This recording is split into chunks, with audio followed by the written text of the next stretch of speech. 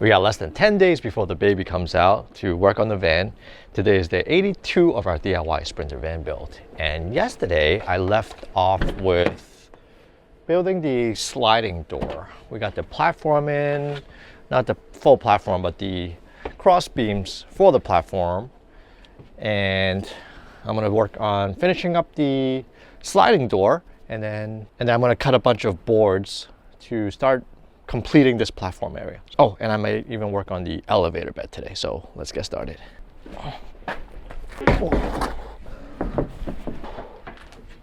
Last night I got the dimension of the sliding door itself, so I'm going to be measuring it out and making the cut.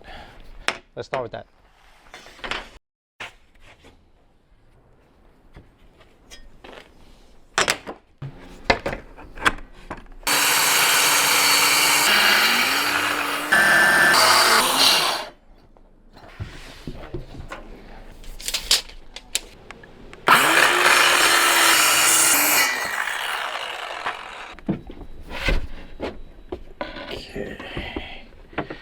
So the door is going to fit right here. It's going to get attached to this rail.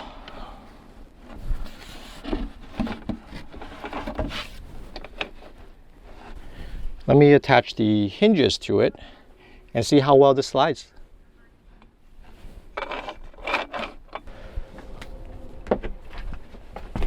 Let me see where the hinges itself are going to go. So the max that this is going to go is right here. Right here. The other one can go right.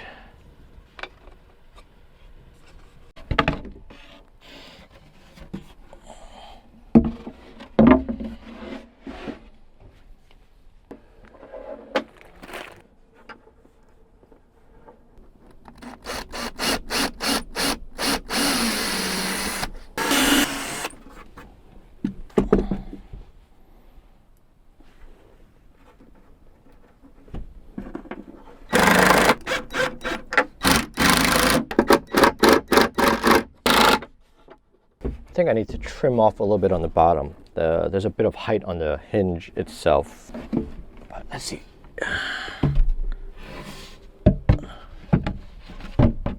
Actually, I think I did account for it. So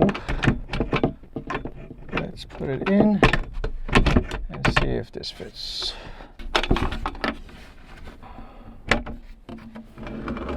Ooh, pretty good. There's some stuff in here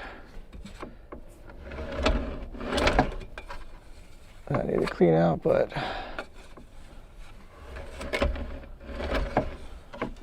it looks pretty good. Nope, not all the way. I need to make a track on the bottom so it doesn't fly around, but it looks pretty good. It opens all the way and then it closes, I think, all the way. This wall here is a little bit uneven though, just because of how the van is with the curvatures and everything, but I think this will work. I think this will work. Next, I'm going to cut a piece of really thin board that's going to be the guide to hold this door in place. And then on this side is where the platform board is going to sit. So we're going to have a guide on both sides to make sure the door doesn't wobble like this. Okay, let me find a board that fits this side. It's really thin, just as thin as this one right here. Maybe half an inch. Yeah, I think half an inch will be good. I got this piece right here. This is the perfect size to go on the inner part of the door. So I'm just going to glue this down.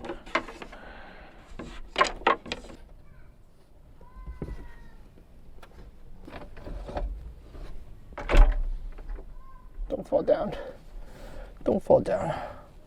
Okay, don't fall down. I got you, door.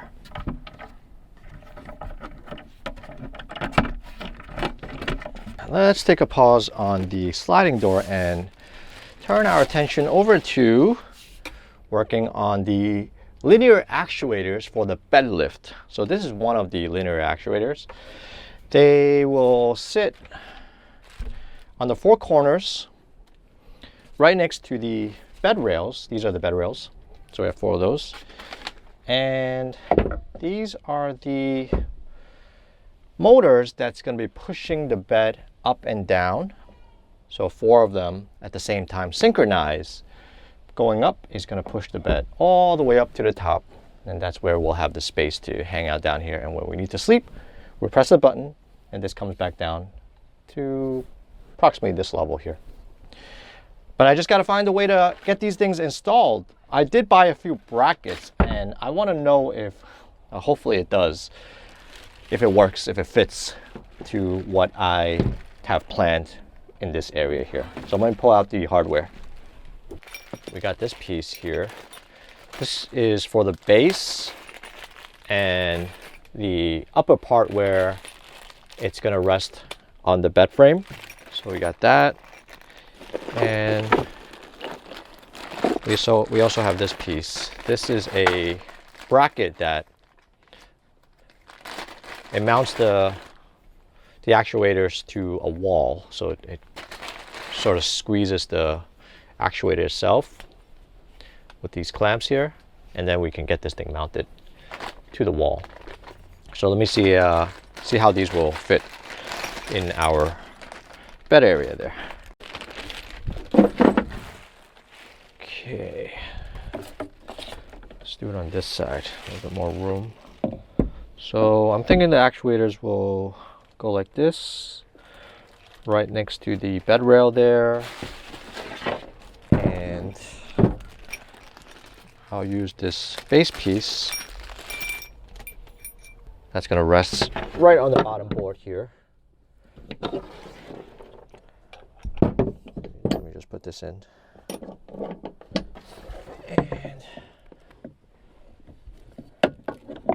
And I'll get these get mounted to the bottom here. And then we'll use this bracket.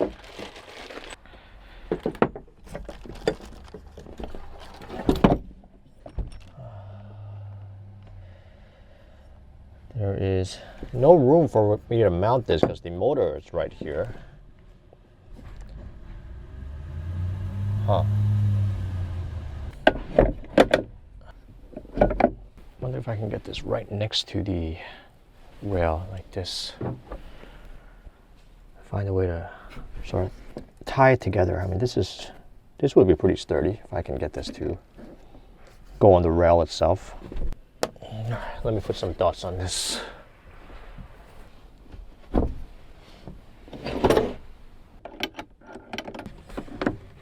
I'm thinking the best way to mount these actuators are going to be securing it from the bottom.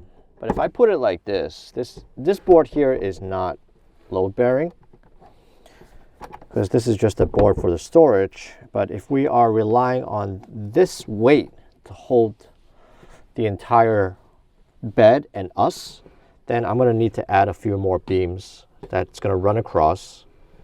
And the best way to put this is going to be in front of this rail right here, in front. You see there's this piece right here that's on the bed rail.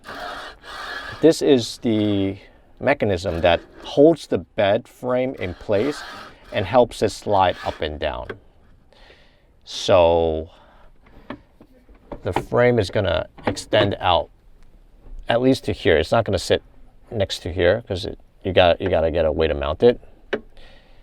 So this has to be in front of it in order for this to be able to sit on the rail. You see? So this is probably where it needs to be, right in front. Either left or right, but I think just directly in front is going to be the most ideal. And we will also sort of close this area up so it doesn't expose the motor and this rail here, but that'll be afterwards. Let's just try to get it to work first. So I'm going to measure a few pieces of board that I'm going to cut.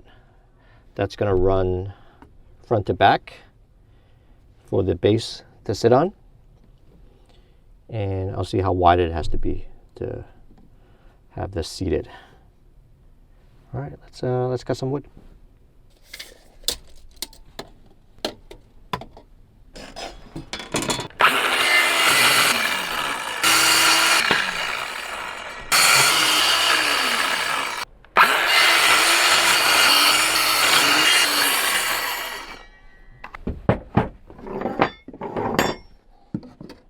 This board is gonna go right here, and it's gonna get mounted between the two support beams here with pocket holes. Okay, I think this is a good spot for it.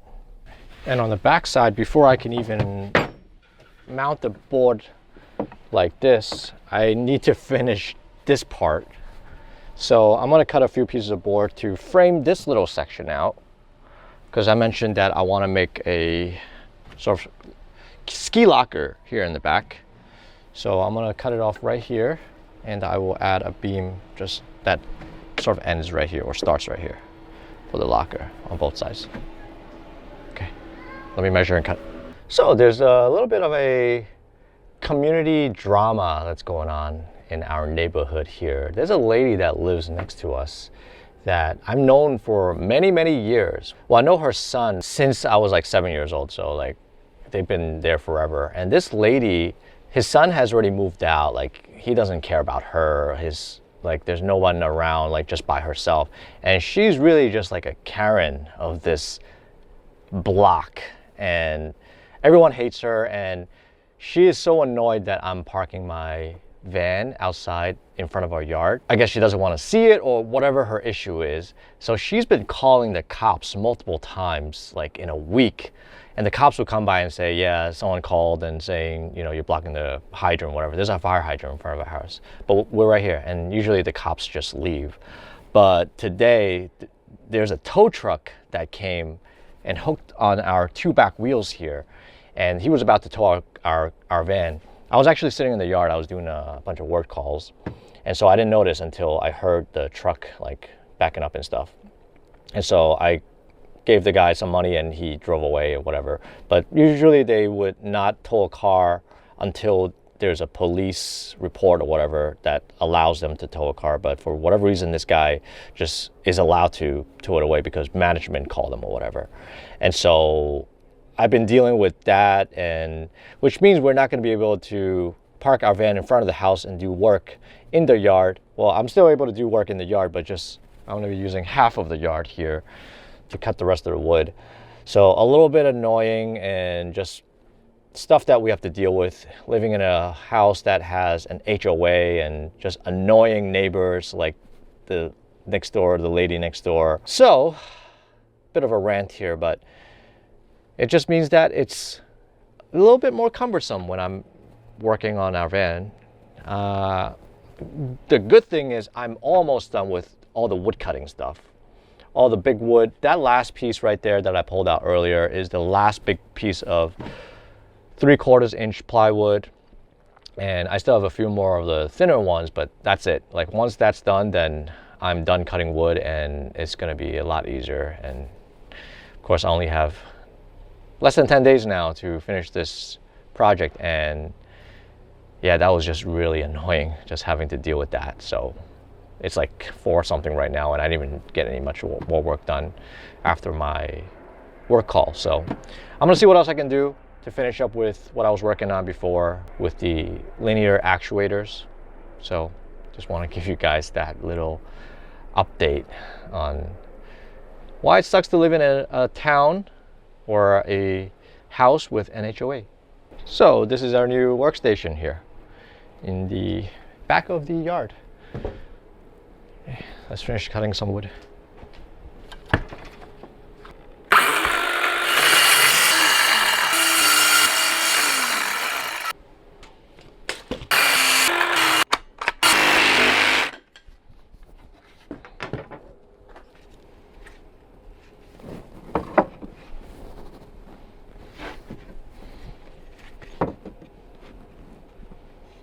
I'm not really able to get a lot of work done today due to what happened earlier and just a little bit annoyed as well.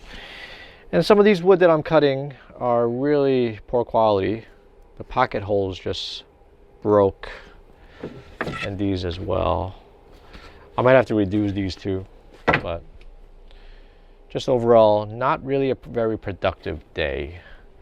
And I got a big piece of plywood that I need to cut before it is too late, because where I'm parked now in the van, it's sort of blocking the yard entrance there. So I want to get that big piece of plywood cut because I can't leave it out either because tomorrow it might rain. So not really a good day, not a lot of work done, but hopefully tomorrow, if it doesn't rain, then I can do a little bit more work. But it's getting dark now. It's almost time for dinner too. It's already past 6 o'clock. So I'll see what else I can get done. All right, let's see what my mom made for dinner tonight. We got some beef and veggie, baby corn and tofu, fish, some leftover spare ribs, and steamed eggs. And rice. Okay, 好啦，食飯啦，我哋翻晒食飯啦。Let's eat. Let's eat dinner. Yeah, try. Okay. Is it good? 粟米仔係咪 little corn. Interesting, isn't it? Why is it so small? Why is it so small? Okay, guys, we are done with dinner. Spencer and Grandma, they're hanging out in her room, just playing and watching some TV. So I am gonna end the video here. Yeah, today is not very productive, like I said. Hopefully it doesn't rain these next few days. There's rain in the forecast coming up, so that's gonna hinder my ability to make some more woodworking outside. But let's see. I only got a few more days left. We'll see if we can get it done before the baby comes out. So if you guys want to keep following our DIY Sprinter van build, hit that subscribe button so you get notified when the new videos come out. And if you enjoy watching this video, smash that like button so they can spread to more people. We really appreciate you guys watching. We'll catch you guys on the next video. Bye-bye.